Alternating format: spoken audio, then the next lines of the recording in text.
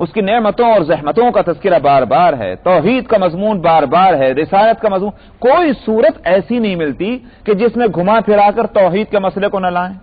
لیکن واقعہ یہ ہے کہ اگر دلائل کو دیکھا جائے تو ہر جگہ ایک ایسی دلیل دی کہ معلوم ہوتا ہے کہ پہلی دلیل سے منفرد ہے، الگ قسم کی ایک دلیل ہے. تو بات ایک ہی سمجھانی ہے مگر مختلف پیرائے میں. اس سے نہیں سمجھتا اس سے سمجھ لے، اس سے نہیں سمجھتا تو اس سے سمجھ لے. تو یہ مسانی ہونے کی بات ہے کہ بار بار ایک بات کو کہا جاتا ہے. دو صفتیں یہ ہوئیں. تیسری صفت کیا ہے؟ فرمایا تقشعر منہ جلود الذین یخشون ربہم، جو اپنے پروردگار سے جو لوگ ڈرتے ہیں ان کے بدن جو ہیں وہ کانپ کانپ جاتے ہیں اس قرآن حکیم سے، پڑھ کر ہو یا سن کر ہو، دونوں صورت میں. مگر شرط یہی ہے کہ ان کے دل میں خوف خدا ہو. اس واسطے کہ جب خوف ہی نہیں ہوگا تو اس کو کیا ڈرائیں گے آپ؟ جو جانتا نہیں، ایک مثال میں دیتا ہوں، جو نہیں جانتا کہ شعر کیا چیز ہے تو آپ اس کے سامنے شعر کی وحشتناکی یا اس کی بہادری کو بیان کریں، کیا اثر ہو سکتا ہے اس پر؟ اللہ سبحانہ و تعالی کی عظمت اور اس کی قدرت کو جو نہ مانتا ہو اس کے سامنے آپ قرآن شریف 1000 مرتبہ پڑھ جائیں کوئی اثر نہیں پڑے گا. لیکن جس کے دل میں پیوست کر گئی ہے اللہ کی عظمت، اس کے سامنے قرآن شریف پڑھیں گے وہ ہل جائے گا. اور فرمایا کہ ثم تلین جلودہم وقلوبہم الی ذکر اللہ.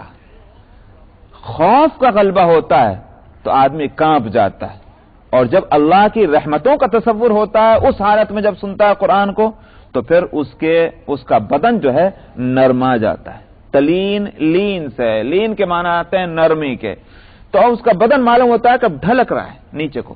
کیوں؟ اس لیے کہ نرمی آئی ہے اللہ کی رحمتوں کے تصور سے جب قرآن سنتا ہے، اور اس کی جسم اور اس کے دل جو ہیں ان کے وہ نرم آ جاتے ہیں اللہ کے ذکر کی طرف. ذالک ھدی اللہ یہدی بہ من یشاء. حضرت اسماء بنت ابی بکر رضی اللہ عنہما کی روایت ہے کہ حضرات صحابہ رضی اللہ عنہم کا عمل یہی تھا کہ جب قرآن پاک ان کے سامنے پڑھا جاتا تھا تو یہ ہوتا تھا کہ آنکھوں سے آنسو نکل جاتے تھے. یہ صحابہ کا عمل تھا. اس لیے کہ قرآن پڑھا جائے اور ظاہر ہے کہ خوف خدا صحابہ سے بڑھ کر اور کس کے دل میں ہوگا؟ نبی کریم صلی اللہ علیہ وسلم کی صحبت کے اثر سے ان کے دل واقعتاً خوف خدا سے معمور تھے، لبریز تھے. ویسے تو بندے بشر ہیں، انسان کے ساتھ نفس بھی لگا ہے اور شیطان بھی لگا ہے. وہاں کوئی نہ کوئی اگر ایسی حرکت ہو جائے تو یہ مت سمجھیے کہ صاحب خوف خدا تھا تو کیسے ہو گیا وہ نفس. مگر خوف خدا ہونے کا یہ معنی تھے کہ غلطی اگر ہو بھی گئی صحابہ میں سے کسی سے، انہوں نے اس غلطی کو باقی نہیں رکھا، فوراً اس کی تلافی کر لی توبہ سے اور گڑ گڑا کر رو کر. اور توبہ جو ہے وہ ایک ایسی چیز ہے کہ نہ صرف یہ کہ گناہوں کو معاف کرتی ہے بلکہ ایسا حساب صاف کر دیتی ہے کہ بھئی اگر آپ ریزر سے پینسل کے لکھے ہوئے کو مٹانا چاہیں تو مٹانا تو وہ بھی ہے، مگر آپ اگر جھانک کر دیکھنا چاہیں تو کچھ داغ دھبے نظر آ جاتے ہیں اس پینسل کے لکھے ہوئے کے. لیکن توبہ جو ہے وہ چیز ہے کہ گناہوں کو اس طرح سے مٹاتی ہے کہ کوئی اس کا جز باقی نہیں چھوڑتی. نہ صرف اتنا بلکہ یہ کہ اس کی جگہ یوں کہیے کہ ایک نیکی لے لیتی ہے، اور ایسی نیکی کہ اس کا درجہ جو پہلے تھا اس سے بھی اور بڑھ جاتا ہے. مگر یہی ہے کہ شرمندگی کتنی ہے، ندامت کتنی ہے، اور یوں کہ یہ احساس کتنا بیدار ہوا ہے وہ اس پر ڈیپینڈ کرتا ہے. سنا ہے کسی کا واقعہ کہ وہ تہجد کے نماز کے عادی تھے.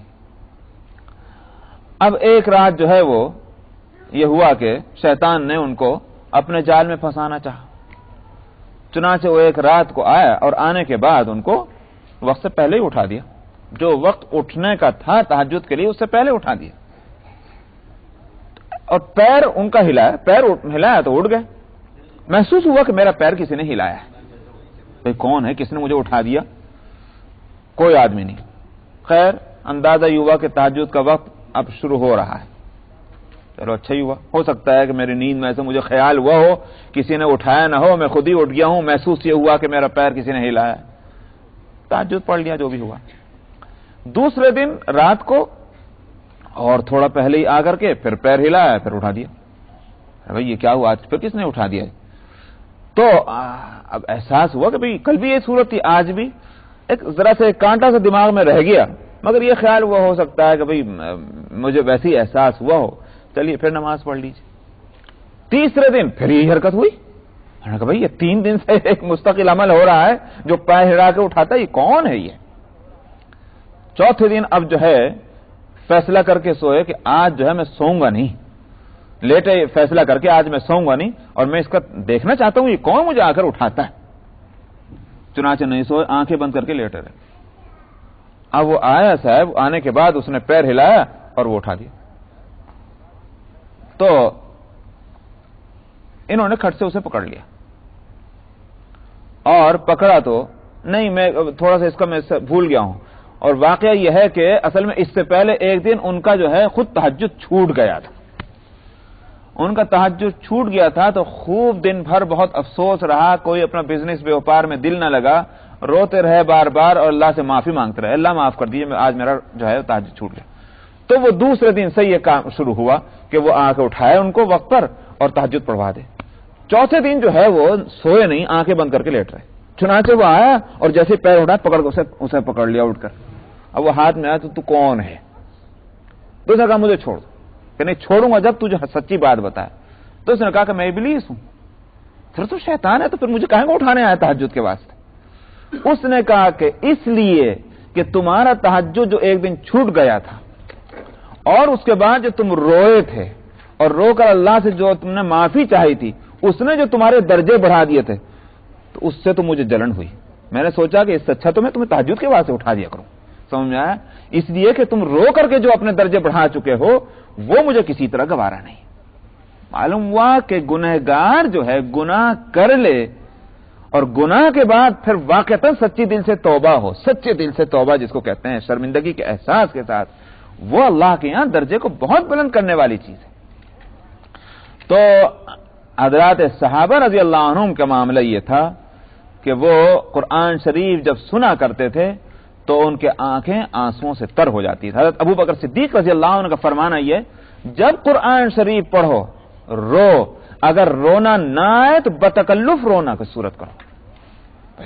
آج تکلف کرو گے کل کو حقیقت بھی بن سکتی، اس لیے قرآن شریف کا اثر کسی نہ کسی طرح سے ہونا چاہیے طبیعت کے اوپر، یہ نہیں ہے کہ آئے پڑھے اور چلے۔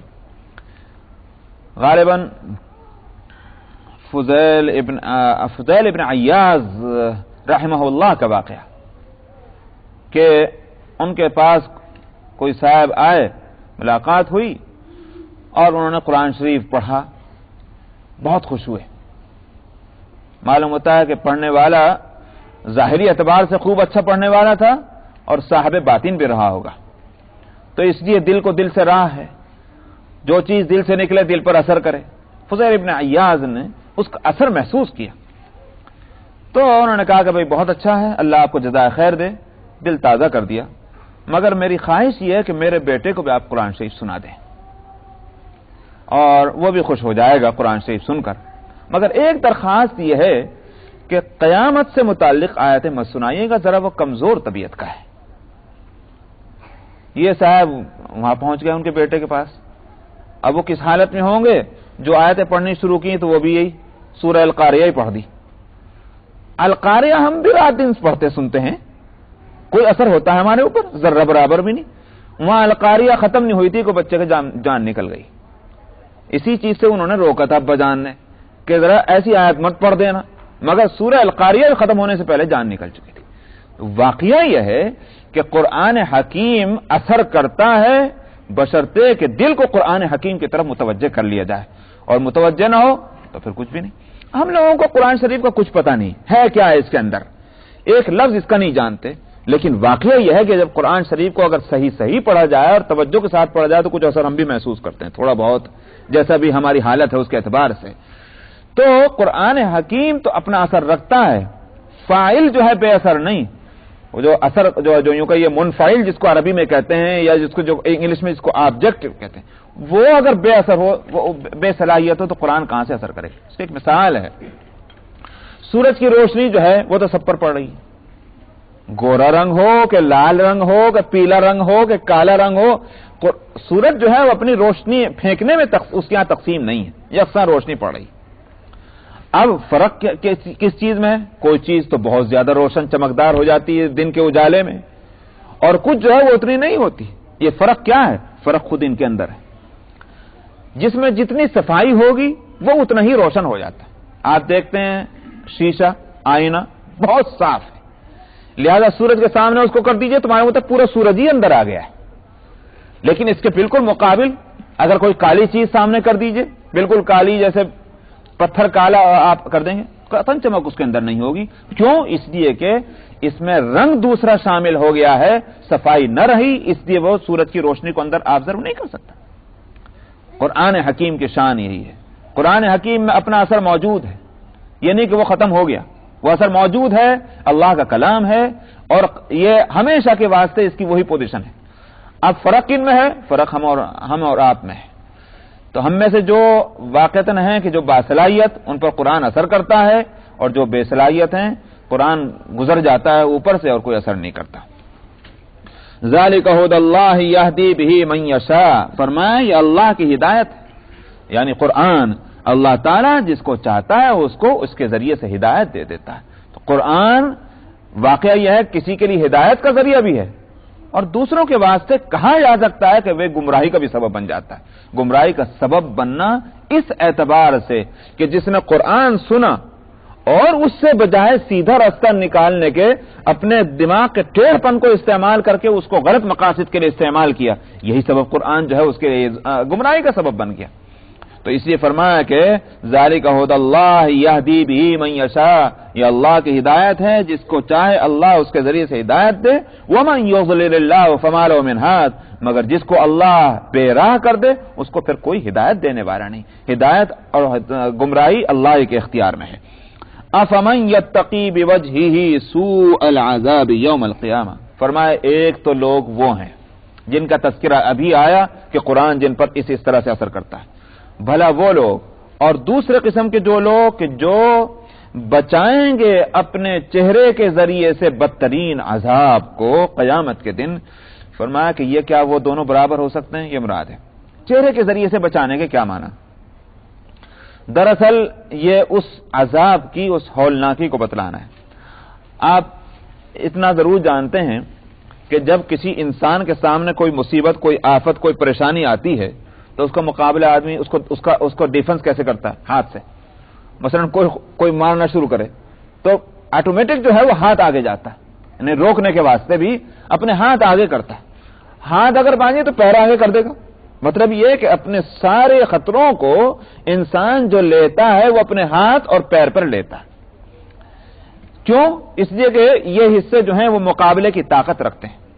چہرہ جو ہے انسان کا یہ بہت کمزور ہے, اس لیے اس کو آگے نہیں رکھتا بلکہ اس کو بچانے کی کوشش کرتا ہے. ہاتھ پہ مار کھا لے گا, پیر پہ کھا لے گا, لیکن چہرے کو بچائے گا, اس لیے کہ یہ کمزور ہے. یہ انسان کے نیچر ہے.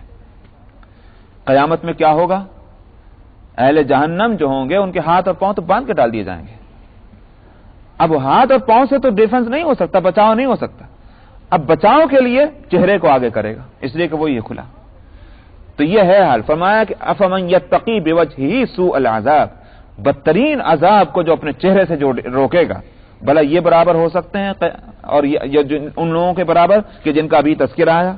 وقیل للظالمین ذوقوا ما کنتم تکسبون, اور فرمایا کہ ان ظالموں سے وہاں کہا جائے گا کہ چکھو وہ مزہ ان حرکتوں کا جو تم دنیا میں کیا کرتے تھے, جو تم نے کمایا تھا. کذب الذین من قبلہم فأتاہم العذاب من حیث لا یشعرون. یہاں سے بتایا جا رہا ہے کہ پچھلی کی تاریخ اٹھا کر دیکھ لو, ان سے پہلے جو لوگ گزر چکے ہیں, یعنی کفار مکہ سے پہلے, ان سے پہلے جو لوگ گزر چکے ہیں انہوں نے بھی جھٹلایا, کیا بچ گئے؟ فرمایا فأتاہم العذاب من حیث لا یشعرون, ان کے پاس عذاب آیا, ان کو بھی عذاب آیا جہاں سے ان کو آنے کا کوئی تصور بھی نہیں تھا. یہ بتلانا یہ ہے کہ تم اس خیال میں مت رہنا کہ عذاب جو آئے گا وہ ایک مہینہ پہلے سے تم کو وارننگ دے دے گا, توبہ کر لو, دیکھو میں آنے جا رہا ہوں. ایسا نہیں. پچھلی قوموں میں جنہوں نے جھٹلایا تھا ان کے اوپر عذاب کیسے آیا, ذرا تصور نہیں تھا. آج بھی ہم دیکھتے ہیں جہاں جہاں اللہ کی طرف سے کوئی مصیبت آنی ہوتی ہے, کیا پتہ چلتا ہے سارے کمپیوٹر دھرے رہ جاتے ہیں, سارا سسٹم جو ہے وہ ایک دم فیل ہو جاتا ہے, اور اللہ کا فیصلہ نافذ. کہاں سے آیا, کیسے آیا؟ ارے بھائی سب لوگ بیدار تھے, پھر کیسے بیداری میں یہ سب ہو گیا؟ لیکن اللہ کا عذاب آنا ہے, مصیبت آنی ہے, آفت آنی ہے, وہ آ جاتی ہے کہ جس کا کوئی اندازہ پہلے سے نہیں. یہ بتانا یہ ہے کہ اس لیے یہ خیال مت کرنا کہ بڑے ترقی پا چکے ہو اور جب کوئی مصیبت آئے گی تو پہلے سے بچ جائیں گے. مصیبت پچھلی قوموں پر بھی آئی، تمہارے اوپر بھی آ سکتی ہے اور اس کا پہلے سے کوئی اندازہ نہیں ہو سکتا. فَأَذَاقَهُمُ اللَّهُ الْخِزْيَ فِي الْحَيَاةِ الدُّنْيَا. سو اللہ نے ان کو کیا ہوا؟ مزہ چکھایا دنیا کی زندگی کے رسوائی کا. دنیا میں تو رسوا ہوئے. کیا رسوا ہوئے؟ ظاہر ہے کہ ہنستے کھیلتے کھاتے پیتے اور ڈینگے مارتے اور صاحب نیک لوگوں کی باتیں نہ سنتے ہوئے ان کو گالیاں دیتے ہوئے یوں ہی تو زندگی گزر رہی تھی. مگر کون ذلیل ہوا؟ یہی لوگ ذلیل ہوئے اور جن کو ذلیل سمجھتے تھے وہ کامیاب ہوئے. تو یہ تو ہے دنیا کی رسوائی. اور فرمایا کہ وَلَعَذَابُ الْآخِرَةِ أَكْبَرُ، لیکن آخرت کا عذاب تو کہیں بڑا ہوگا اس کے مقابلے میں. لَوْ كَانُوا يَعْلَمُونَ، کاش یہ جان لیتے. وَلَقَدْ ضَرَبْنَا لِلنَّاسِ فِي هَذَا الْقُرْآنِ مِنْ كُلِّ مَثَلٍ لَعَلَّهُمْ يَتَذَكَّرُونَ. فرمایا ہم لوگوں کے واسطے اس قرآن حکیم کے اندر ہر طرح کی مثالیں بیان کرتے ہیں تاکہ یہ نصیحت حاصل کر لیں. ہر طرح کی مثالیں دیکھ لیجئے، کبھی اپنے نفس کی مثالیں، کبھی جو ہے آسمان کے سے اترنے والی بارش کی مثال، کبھی زمین سے اگنے والے غلے اور نباتات کی مثال. دنیا جہاں کی مثالیں کیوں دیتے ہیں؟ تاکہ بات سمجھ میں آ جائے. قرآنًا عربیًا غیر ذی عوج لعلہم یتقون. پھر اسی قرآن کی بات لائے، گھما پھرا کر بات وہیں آتی ہے. فرمایا یہ قرآن جس کا بھی تذکرہ آیا کہ لوگوں کے واسطے ہم نے اس کے اندر مختلف مثالیں دی ہیں، یہ وہ قرآن ہے جو عربی قرآن. عربی ہونا یہ اس واسطے تاکہ جو مخاطبین اول ہیں وہ سمجھ لیں قرآن کو. وہ سمجھ لیں گے تو دنیا کو سمجھا سکیں گے. اگر اجنبی زبان میں ہوتی تو ظاہر ہے کہ سمجھ نہ پاتے. اگر عرب کے اندر آتا قرآن مگر آتا جاپانی زبان میں تو وہ کہتے ہم کو تو سمجھ میں نہیں آتا یہ قرآن کہتا کیا. انہی کی زبان میں اترا تاکہ یہ سمجھ جائیں تو دوسروں کو سمجھائیں گے. غیر ذی عوج، اس کے اندر کوئی ٹیڑھ پن نہیں ہے. کوئی یوں نہیں کہہ سکتا کہ قرآن ہے تو عربی میں مگر ایسی انداز میں بات کہتا ہے کہ ہم کو تو سمجھ میں نہیں آتا، ٹیڑھی بات کر رہا ہے. فرمایا غیر ذی عوج، کوئی اس کے اندر کجی نہیں، ٹیڑھ پن نہیں. جو انسان قرآن سے ہدایت حاصل کرنا چاہتا ہے، جس لیول کا بھی آدمی ہو وہ قرآن سے ہدایت حاصل کر سکتا ہے. مضمون ہدایت قرآن کا بڑا آسان ہے. ہاں گہرائی اگر ہے تو اس سے نکلنے والے مسائل کے اعتبار سے وہ ہر ایک کے لیے نہیں، تو وہ تو بے شک خواص کے لیے. مگر جہاں تک مضمون ہدایت کا تعلق ہے، اللہ کے ایک ہونے کا مسئلہ، نبی کریم صلی اللہ علیہ وسلم کے رسول ہونے کا مسئلہ، اسی طرح سے قیامت کا مسئلہ، حساب و کتاب کا مسئلہ، یہ جو بنیادی چیزیں ہیں یہ اتنے آسانی کے ساتھ ان کو بیان کیا گیا کہ ہر شخص ان کو سمجھ سکتا ہے. اب بقیہ اور چیزیں کے مسائل، کبھی روزے کا مسئلہ کیسے، زکوٰۃ کا مسئلہ کیسے، یہ مسائل جو ہیں وہ گہرائیاں ہیں، اس کے لیے علم کی ضرورت ہے. لعلہم یتقون، فرمایا کہ یہ اس واسطے تاکہ یہ اللہ سے ڈریں. تو قرآن کو پڑھ کر کے اور قرآن کو سمجھ کر اور جب عمل کا جذبہ ان میں ہوگا تو یہ ان میں تقوی پیدا ہوگا.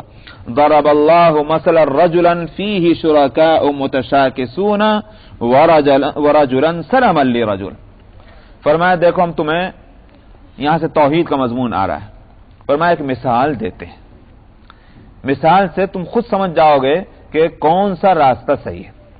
مثال یہ ہے کہ ایک غلام ہے، غلام سمجھ لیجئے یا آج کی زبان میں نوکر سمجھ لیجئے، سروس مین سمجھ لیجئے، جو بھی ہے.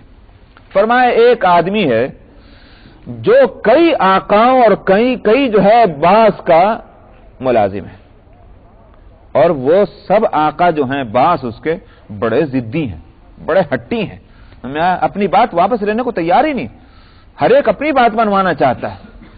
ایک شخص تو وہ ہے کہ جس کے کئی باس ہیں اور وہ سارے باس جو ہیں بڑے ضدی ہیں. ایک شخص وہ ہے جس کا ایک ہی باس ہے. فرمایا کہ بتاؤ اس میں کون شخص جو ہے وہ عافیت کے اندر ہے، کون شخص جو ہے وہ اچھا ہے. ظاہر ہے کہ نوکر تو دونوں ہیں، مگر جو نوکر ایسا ہے کہ جس کے کئی باس ہیں وہ بیچارہ پریشانی رہے گا. اس واسطے کہ اس کی ہدایت پر عمل کرے کہ اس کی ہدایت پر، نہ وہ پیچھے ہٹنے کو تیار نہ وہ پیچھے ہٹنے کو تیار، کس پر عمل کرے گا؟ پریشان ہوگا. ایک وہ شخص ہے جس کا ایک ہی باس ہے، اس کے لیے بڑی آسانی ہے کہ بھائی ایک ہدایت مل گئی عمل کر لیا، نہیں ملی تو نہیں کیا. فرمایا ٹھیک اسی طرح سمجھ لو، شرک کا راستہ صحیح ہے، یہ توحید کا راستہ جو ہے وہ تمہارے لیے عافیت کا ہے. شرک کے معنی تو یہ ہے کہ تم نے کئی معبود تجویز کر لیے، کئی آقا تجویز کر لیے، اور ظاہر ہے کہ اس میں کیا صورت ہے، اس میں یہ ہے کہ بھائی تم اس آقا کی بات چنانچہ آپ دیکھ لیں بھائی ہندوؤں سے پوچھو تمہارا جو ہے معبود کون سا؟ ایک ہے ملینز کی تعداد میں، تو اب کس کس کے حق ادا کرنے ہیں؟ ظاہر ہے کہیں نہ کہیں تو کوتاہی تم کرو گے. وہ تو پتھر کے بت ہیں جو آ کر ڈنڈے نہیں مارتے، ورنہ اگر زنداؤں کو معبود بنا لیتے تو ہر ایک جو ہے سر پہ مسلط ہوتا. تو ایک تو کئی کو معبود بنا لینا ہے، اور ایک توحید کی صورت کیا ہے؟ ایک ہی ہمارا معبود ہے، ایک ہی ہمارا آقا ہے، اس کی ہدایت پر عمل کریں گے، یہی راستہ جو ہے خیریت کا ہے. تم لوگ اپنے کو کس مصیبت میں ڈالے ہوئے یہ بتانا، شرک کے ذریعے سے. فرمایا اللہ مثال دیتا ہے ایک اس آدمی کی کہ جس کے اندر کئی شریک ہیں، شرکا متشاکسون، بڑے جھگڑالو ہیں. اور فرمایا اور ایک وہ آدمی کہ سلم لرجل، پورا کا پورا صحیح سالم ایک ہی آدمی کے اندر میں ہے. فرمایا هل یستویان مسئلہ، یہ کیا دونوں مثال کے اعتبار سے دونوں برابر ہو سکتے ہیں؟ الحمدللہ. دنیا میں کون ہے جو دونوں کو ایک کہے گا؟ ظاہر ہے کہیں اور کہے گا جس کا ایک باس ہے وہی ٹھیک ہے صاحب. فرمایا الحمدللہ بات ثابت ہو گئی ہے کہ توحید صحیح ہے اور شرک غلط ہے. بل اکثرهم لا يعلمون، مگر اس کے باوجود ان میں کی میجارٹی جو ہے سمجھتی نہیں. توحید کا وہ راستہ ہے کہ جو صاف ستھرا ہے اس کو مان لینا چاہیے، شرک کا راستہ غلط ہے اس سے بچ جانا چاہیے. لیکن آپ دیکھتے ہیں کہ بھئی شرک کی طرف طبیعت چلتی ہے آدمی کی، اور پھر ہوتا کیا ہے؟ ایک تو یہ ہے کہ بھئی شرک کی بھی دو صورتیں. ایک آدمی کا میں مشرک ہوں، لیکن دنیا میں کوئی آدمی بھی اپنے کو مشرک تھوڑی کہتا ہے، کہ بالکل صحیح ہوں میں، لیکن ساتھ میں پھر بھی شرک کرتا چلا جاتا ہے. نادانستگی کے اندر بھی شرک ہوتا ہے. قرآن حکیم اسی کو بار بار ٹوکتا ہے. انک میت وانہم میتون. آخری بات کیا ہے؟ فرمایا اگر دنیا میں اس فیصلے کو نہیں مانتے، یہ جو فیصلہ ہم ان کے سامنے لا کر رکھ رہے ہیں دلائل کے ساتھ، تو علمی فیصلے کو اگر نہیں مانتے، عملی فیصلے کا وقت بھی آنے والا ہے کہ وہاں عملاً حق کھل کر کے باطل سے الگ ہو جائے گا. فرمایا وہ وقت کیا ہے؟ انک میتون، اے پیغمبر آپ کو بھی مرنا ہے، وانہم میتون، اور ان کو بھی مرنا ہے. ثم انکم یوم القیامت عند ربکم تختصمون، پھر قیامت کے دن تم اپنے پروردگار کے سامنے آ کر کے پھر اس وقت جھگڑو گے. تم سمجھ میں آیا؟ تو وہاں فیصلہ ہو جائے گا. جھگڑا کیسا؟ ایک روایت کے اندر آتا ہے کہ جھگڑے سے مراد یہ ہے کہ وہاں یہ نہیں ہوگا کہ صاحب زور زبردستی بغیر فیصلے کے کہ مثال کے طور پر فلاں آدمی جہنم میں ڈال دو، فلاں آدمی جنت میں ڈال دو. ارے بھائی وہ چیخ رہا ہے مگر کوئی سنوائی نہیں، یہ نہیں ہوگا، بلکہ پورا موقع دیا جائے گا. کہو تم کیا کہنا چاہتے ہو، جو تم کہنا چاہتے ہو پوری آزادی ہے، کہہ لو جو کہنا ہے. کورٹ کے اندر، اس سب سے بڑی عدالت کے اندر ہر آدمی کو، بلا عدالت کے قاضی اور جج ہیں اللہ تعالی، اور جن کا مقدمہ ہے وہ ہے یہ انسان حقیر اور ذلیل کمزور، لیکن اللہ تعالیٰ کے سے لڑے گا وہاں جانے کے بعد اور کہے گا خداوندہ میں نے یہ نہیں کیا، یہ غلط ہے، میں نے یہ نہیں کیا، میں غلط ہے، میں اس کا مستحق نہیں ہوں، میرے لیے فیصلہ غلط ہو رہے ہیں. باقاعدہ جھگڑے کا موقع دیا جائے گا. لیکن جب ثابت کر دیا جائے گا تجھ سے یہ غلطی ہوئی، یہ غلطی ہوئی، یہ غلطی ہوئی، اور خود انسان جو ہے وہ لاجواب ہو جائے گا، تب کہا جائے گا اب لے جا کر اس کو جہنم میں ڈال دو. ثم انکم یوم القیامت عند ربکم تختصمون، پھر تم اپنے رب کے پاس وہاں جا کر قیامت کے دن جھگڑو گے. فمن اظلم ممن كذب على الله وكذب بالصدق اذ جاء. فرمایا پھر اس سے بڑھ کر کون ظالم ہوگا جس نے اللہ پر جھوٹ باندھا، جھوٹ بولا اور سچائی کو جھٹلایا جب اس کے پاس وہ آ گئی. اللہ پر جھوٹ بولنے کے مطلب سب سے بڑا جھوٹ تو یہی ہے کہ صاحب فلانے جو ہیں ان کو بھی اختیار ہے کچھ کرنے کا، لہذا ہم ان کی خوشامد کر لیں تاکہ ہماری ضرورتیں پوری ہو جائیں. یہ ہے جھوٹ. اللہ یاد رکھیے شرک جو ہے کسی زمانے کے اندر بھی شرک اس طرح نہیں ہوا کہ کسی نے یوں کہا ہو کہ پورے اختیارات کے ساتھ دو خدا ہیں، پورے اختیارات کے ساتھ تین خدا ہیں. نہیں، سب خدا کو ایک ہی مانتے تھے. وَلَئِن سَأَلْتَهُمْ آگے بھی آ رہا ہے وہ آیت، وَلَئِن سَأَلْتَهُمْ مَنْ خَلَقَ السَّمَاوَاتِ وَالْأَرْضَ لَيَقُولُنَّ اللَّهُ. اگر ان سے پوچھئے کس نے آسمان اور زمین کو پیدا کیا؟ اللہ نے. تو خدا تو سب کے نزدیک ایک تھا، مگر کیا تھا؟ وَيَقُولُونَ هَؤُلَاءِ شُفَعَاؤُنَا عِندَ اللَّهِ. یہ تھا وہ شرک. یوں کہتے تھے کہ یہ سب جو ہیں یہ ہمارے سفارشی ہیں اللہ کے ہاں، یہ ہماری سفارش کریں گے تو ہماری جان چھوٹ جائے گی. یہ اس کو قرآن شرک کہتا ہے کہ تم دوسروں کا اتنا پاور جو تسلیم کرتے ہو کہ یہ اللہ سے سفارش کرا کر تمہاری جان چھوڑا سکتے ہیں، یہ بھی ایک شرک ہے. سمجھ رہے ہیں آپ؟ اس کے معنی یہ ہوگا کسی کا کوئی پاور نہیں ہے. سفارش وہاں اگر ہوگی تو وہ بھی اللہ کی اجازت سے ہوگی. تو دو چیزیں ہیں، ایک تو یہ کہ وہ اللہ کا مقرب ہو، دوسری بات کیا ہے، اللہ کی طرف سے اس کو سفارش کی اجازت ہو. یہ دو باتیں جب پائی جائیں گی جب کوئی سفارش کر سکتا ہے. دو میں سے اگر ایک بات بھی نہ ہوئی سفارش کا سوال ہی نہیں. مثلا مقرب ہی نہیں سرے سے اللہ کے ہاں، کہاں سے سفارش کرے گا؟ وہ تو خود ہی مصیبت میں ہوگا. اور مقرب ہے اللہ کے ہاں مگر اللہ کی طرف سے اجازت نہیں ہے سفارش کی، وہ بھی اجازت نہیں کر سکتا، وہ بھی سفارش نہیں کر سکتا. دیکھتے ہیں آپ انبیاء علیہ الصلوۃ والسلام سے بڑھ کر کون مقرب ہو سکتا ہے؟ وہ سمجھ میں آ رہا نہیں آ رہا ہے؟ انبیاء علیہ الصلوۃ والسلام سے بڑھ کر کون مقرب ہوگا؟ لیکن آپ دیکھتے ہیں کہ اس دن محشر میں سارے کے سارے دوڑے ہوئے ایک ایک نبی کے پاس جائیں گے، نہیں جائیں گے؟ ایک ایک نبی کے پاس جائیں گے مگر ہر ایک کیا کہے گا؟ سفارش کرے گا. آدم جو سب کے ابا ہیں اور ساری انسانیت جن کی اولاد ہے، اگر وہ سب کے ابا بھی اس روز کام نہ آئے تو پھر کون سا وقت ہوگا؟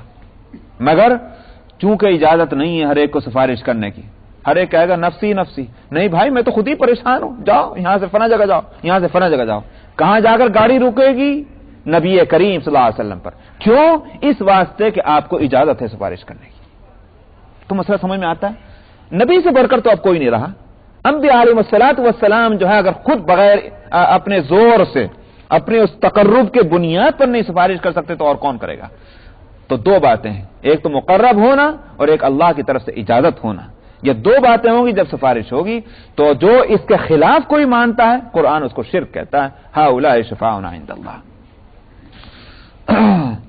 فرماتے ہیں کہ اس سے بڑھ کر کون ظالم ہوگا جس نے اللہ پر جھوٹ بولا اور سچائی کو جھٹلایا جب وہ آ گئی. یہاں سچائی سے مراد ہے قرآن حکیم. یہ دین جو نبی کریم صلی اللہ علیہ وسلم لائے یہ سچائی ہے، اور اس کے آ جانے کے بعد اس کو جھٹلاتا ہے. جھٹلانے کا معنی ظاہر اصل تو جھٹلانا یہی ہے کہ بھئی یہ نہیں ہم نہیں اس کو مانتے، یہ اللہ کی کتاب نہیں ہے، یہ اللہ کے نبی نہیں. ظاہر ہے کہ وہ یہ جھٹلانا. الیس فی جہنم مثوی للکافرین. جب یہ ظالم ہوئے تو پھر جہنم کن کا ٹھکانہ بنے گا؟ انہی ظالموں کا جو کافر کہلاتے ہیں. فرمایا کیا نہیں ہوگا جہنم میں ٹھکانہ کافروں کے لیے؟ اس کے مقابلے کے اندر وہ لوگ والذی جاء بالصدق وصدق به، جنہوں نے جو سچائی کو لے کر آیا. کون لایا؟ نبی کریم صلی اللہ علیہ وسلم جو سچائی کو لے کر آئے. وصدق به، اور اس سچائی کی جس نے تصدیق کی، یعنی خود نبی بھی ہو سکتے ہیں اور نبی کے علاوہ مومنین بھی ہو سکتے ہیں. اولئک هم المتقون، یہی لوگ متقی ہیں. حضرت علی رضی اللہ عنہ سے یہ روایت ملتی ہے کہ الذی جاء بالصدق سے مراد ہے نبی کریم صلی اللہ علیہ وسلم، اس لیے کہ صدق کو لانے والے وہی ہیں. وصدق به، اور جس نے اس کی تصدیق کی، اس سے مراد ہے ابو بکر صدیق رضی اللہ عنہ. حضرت علی رضی اللہ عنہ کا یہ فرمان ہے. لیکن چونکہ عام لفظ ہے اس واسطے یوں کہا جا سکتا ہے کہ وصدق به سے اولین طور پر تو ابو بکر صدیق، مگر نمبر 2 پر تمام مؤمنین جو ہیں وہ سب اس میں شریک ہیں کہ جس نے بھی اس کی تصدیق کر دی. فرمایا یہی لوگ متقی ہیں. لہم ما یشاءون عند ربہم، جیسے وہ جہنم کے مستحق ہیں ان کو کیا جزا ملے گی اس تقوی کی؟ فرمایا ان کے لیے جو کچھ یہ چاہیں گے وہی ملے گا ان کے رب کے پاس، جو چاہیں وہی ملنا ہے. ذالک جزاء المحسنین، اور یہی بدلہ ہے ہر نیکوکاروں کا. بس یہیں تک رکھیے گا. من الشیطان الرجیم، بسم اللہ الرحمن الرحیم. لِيُكَفِّرَ اللَّهُ عَنْهُمْ أَسْوَأَ الَّذِي عَمِلُوا وَيَجْزِيَهُمْ أَجْرَهُمْ بِأَحْسَنِ الَّذِي كَانُوا يَعْمَلُونَ. أَلَيْسَ اللَّهُ بِكَافٍ عَبْدَهُ وَيُخَوِّفُونَكَ بِالَّذِينَ مِن دُونِهِ وَمَن يُضْلِلِ اللَّهُ فَمَا لَهُ مِنْ هَادٍ وَمَن يَهْدِ اللَّهُ فَمَا لَهُ مِن مُضِلٍّ. أَلَيْسَ اللَّهُ بِعَزِيزٍ ذِي انتقام. ولئن سألتهم من خلق السماوات والأرض ليقولن الله قل أفرأيتم ما تدعون من دون الله إن أرادني الله بضر هل هن كاشفات ضره أو أرادني برحمة هل هن ممسكات رحمته قل حسبي الله عليه يتوكل المتوكلون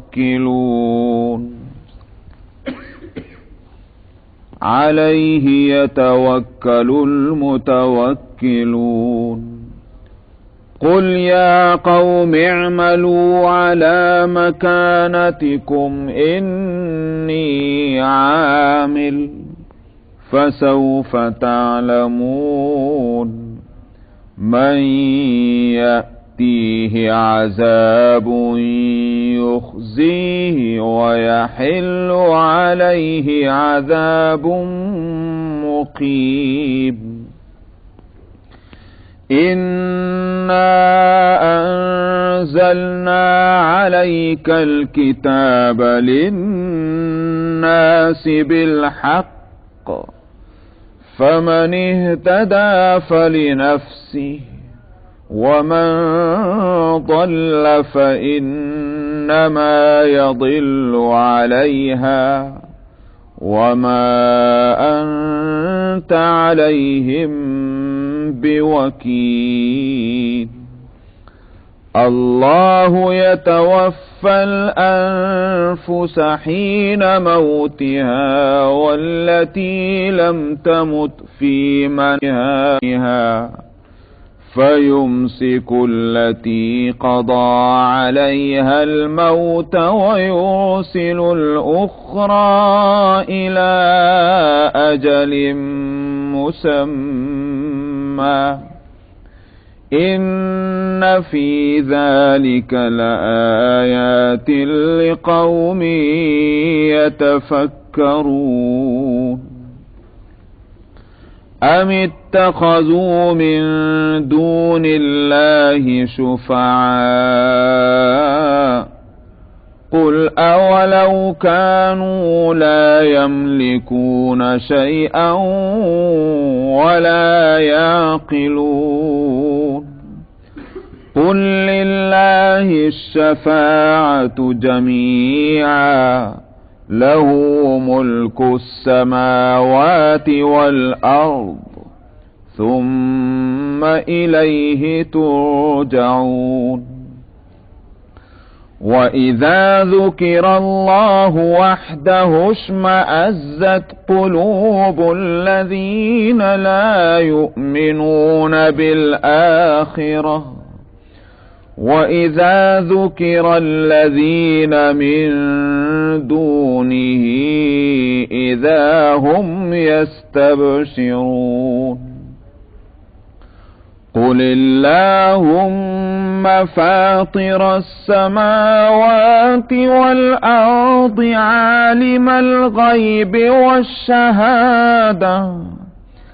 عالم الغيب والشهادة أنت تحكم بين عبادك فيما كانوا فيه يختلفون ولو أن للذين ظلموا ما في الأرض جميعا ومثله معه لافتدوا به من سوء العذاب يوم القيامة وبدا لهم من الله ما لم يكونوا يحتسبون وبدا لهم سيئات ما كسبوا وحاق وحاق بهم ما كانوا به يستهزئون صدق الله العظيم.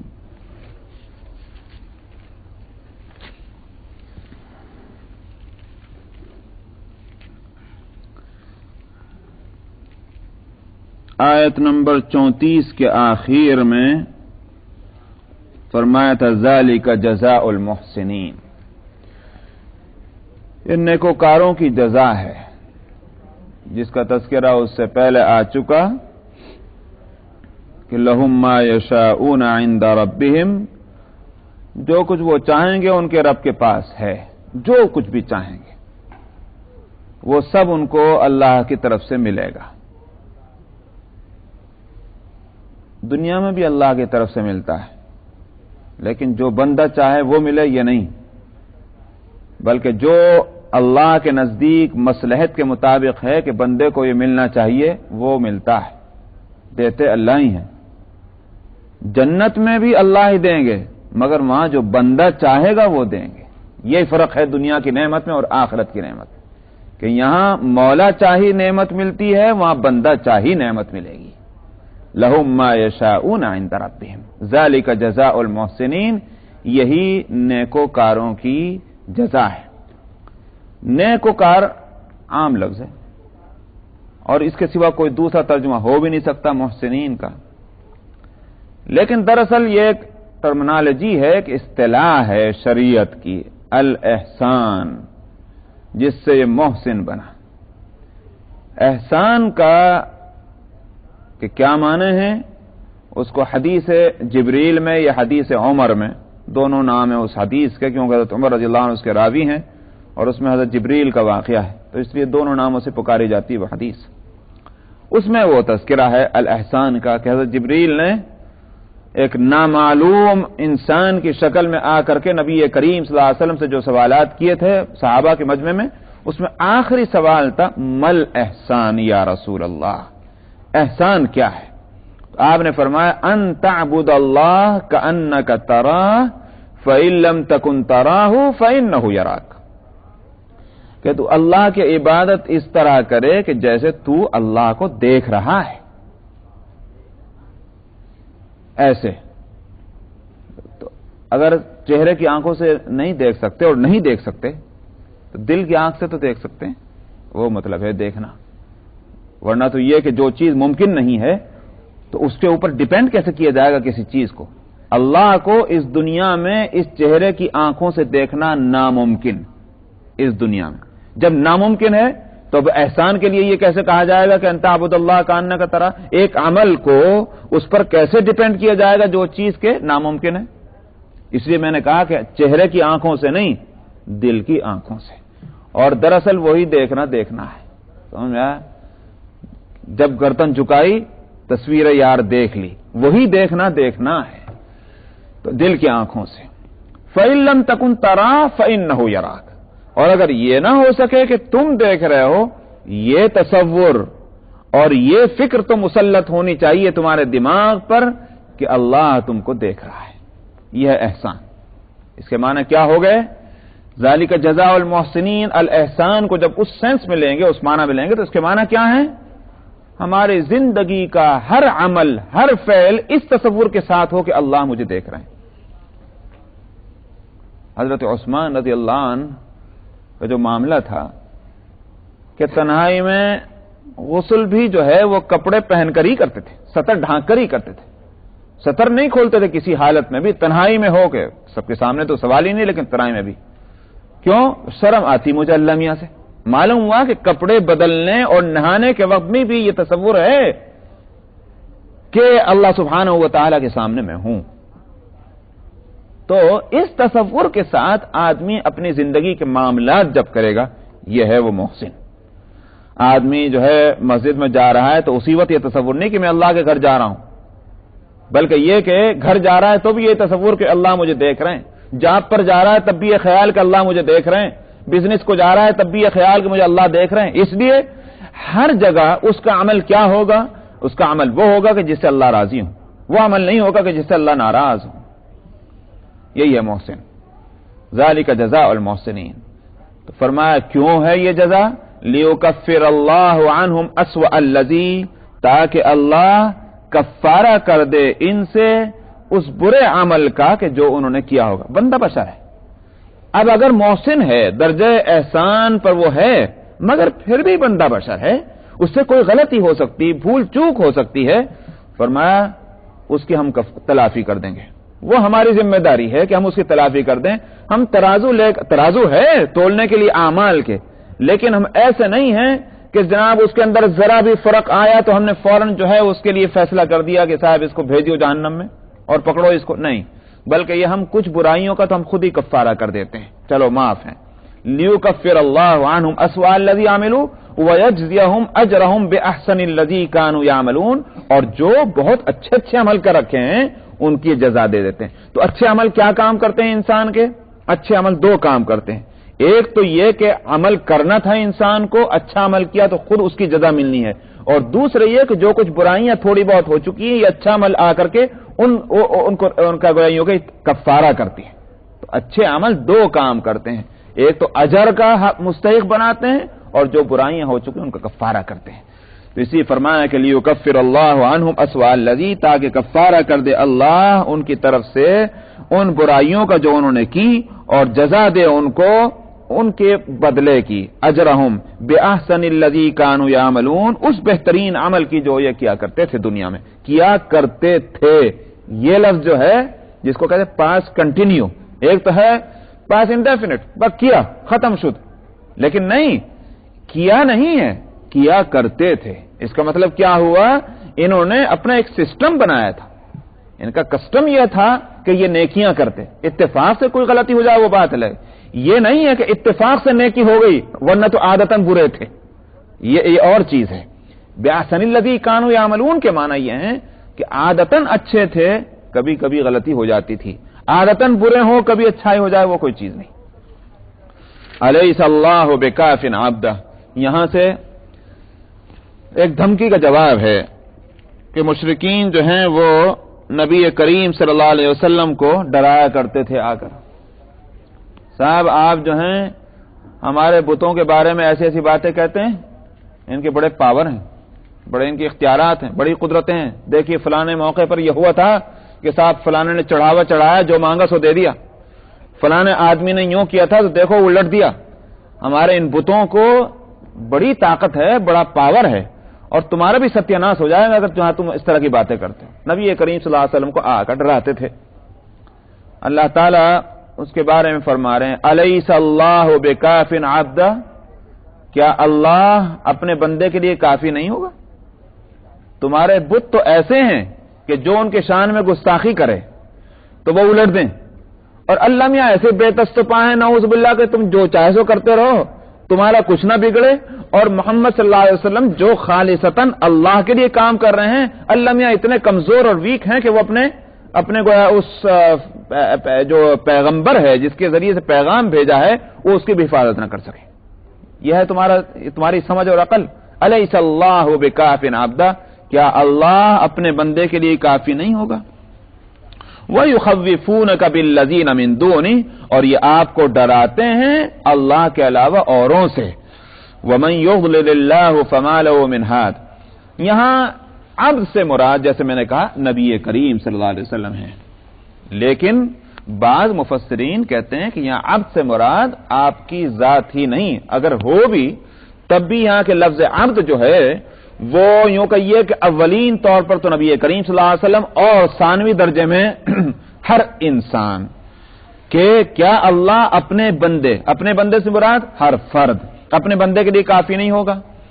یہ جو مفسرین یہ بات کہتے ہیں کہ یہاں ہر انسان مراد ہے لفظ عبد سے سنگولر لا کر، اس میں دلیل میں ایک دوسری قرات ہے اس آیت کی، دوسری قرات کے اندر یہ لفظ پڑھا گیا ہے الیس اللہ بکاف عبادہ، لکھا ہوا اسی طرح جائے گا، عبادہ یہ پلورل ہے عبدہ کی، تو کیا اللہ اپنے بندوں کے لیے کافی نہ ہوگا؟ تو چونکہ دو قراتیں ہیں، ان دو قراتوں کو ایک دوسرے کے ساتھ جوڑا جائے تو پھر یہ ہوگا کہ عبدہ کے معنی بھی عام انسان کے ہیں، سنگولر بعض دفعہ استعمال کیا گیا، اے انسان تجھے یہ کام کرنا، اس کا مطلب یہ ہے کہ ایک فرد نہیں بلکہ ہر انسان کے لیے۔ تو دونوں اس کی گنجائش ہے. نبی کریم صلی اللہ علیہ وسلم صرف ان کے لیے کیا اللہ کافی نہیں, یہ ہر انسان کے لیے کیا اللہ کافی نہیں, اور دونوں میں کوئی فرق بھی نہیں ہے, دونوں باتیں ہو سکتی. وَمَن يُضْلِلِ اللَّهُ فَمَا لَهُ مِنْ هَادٍ, فرمایا کہ جو اتنی موٹی بات جس کا سمجھ میں نہ آ سکتی ہو کہ اللہ اپنے بندے کے لیے کافی ہے کہ نہیں ہے, اس کے معنی کیا ہوگا؟ اس کے معنی یہ ہوگا کہ ان کی مت ماری گئی ہے, اور جب آدمی کی مت ماری جاتی ہے تو کوئی سیدھی بات بھی اس کا سمجھ میں نہیں آتی. یہ موٹی موٹی بات ہے جو ہر آدمی سمجھ سکتا ہے کہ اللہ جو ہے حفاظت کرے گا اپنے بندے کی, یہ ان کے سمجھ میں نہیں آ رہا اور آ کر ڈرا رہے ہیں. اس کے معنی کیا ہو گئے؟ یہ بے راہ ہو چکے ہیں. اللہ ہی نے ان کو بے راہ کیا تو موٹی بات بھی ان کے سمجھ میں نہیں آ رہی. فرماتے ہیں کہ جن کو اللہ بے راہ کر دے اس کو کوئی راستہ بتانے والا نہیں. وَمَن يَهْدِ اللَّهُ فَمَا لَهُ مِن مُضِلٍ, اور جس کو اللہ رایاب کر دے اس کو کوئی بھٹکانے والا نہیں. چنانچہ شیطان اور ابلیس بھی, شیطان نے یوں کہا تھا کہ وَلَأُضِلَّنَّهُمْ وَلَأُمَنِّيَنَّهُمْ وَلَآمُرَنَّهُمْ فَلَيُبَتِّكُنَّ آذَانَ الْأَنْعَامِ وَلَآمُرَنَّهُمْ فَلَيُغَيِّرُنَّ خَلْقَ اللَّهِ وَمَن يَتَّخِذِ الشَّيْطَانَ وَلِيًّا مِن دُونِ اللَّهِ